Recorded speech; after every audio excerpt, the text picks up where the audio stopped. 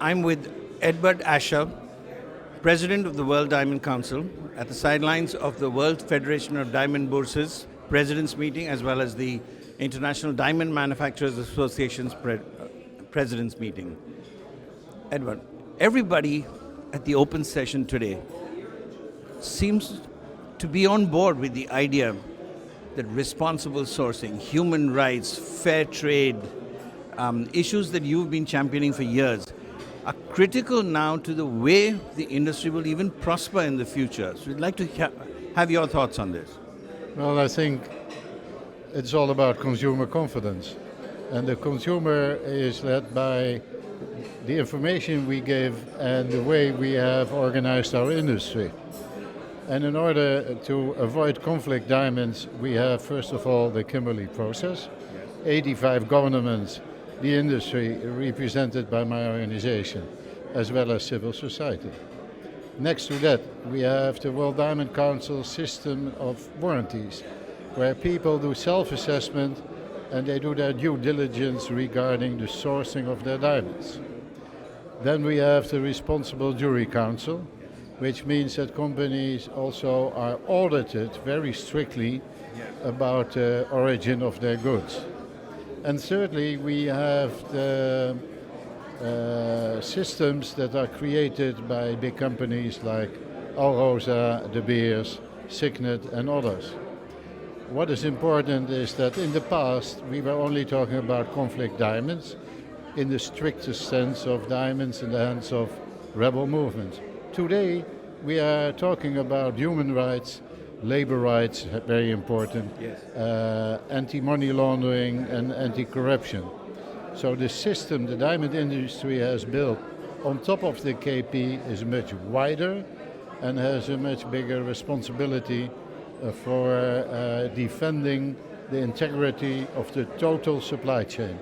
And that's what we have been working on for the last 22 years, but certainly for the last 4 or 5 years.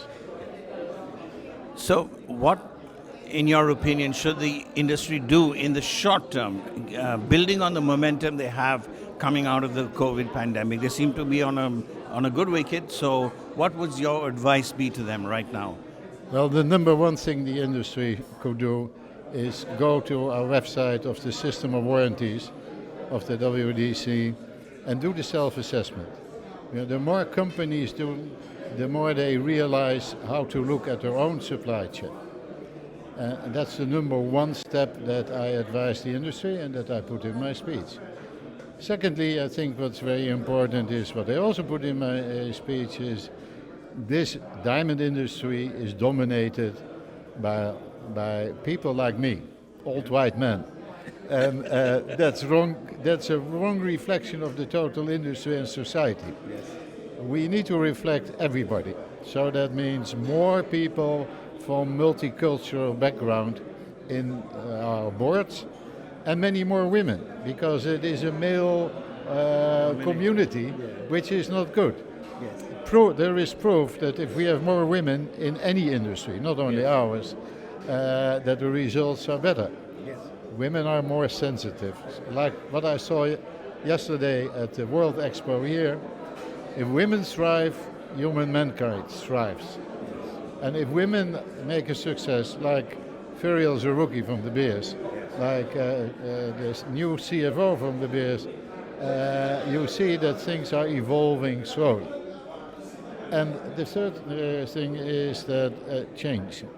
To embrace change is one thing, but change means also modern technology, the development of IT, development of e-commerce. Yes. So what we see in every industry, but certainly in ours, is the influence of modern technology on production, on polishing, on e-commerce is enormous. Yes. You can't find it.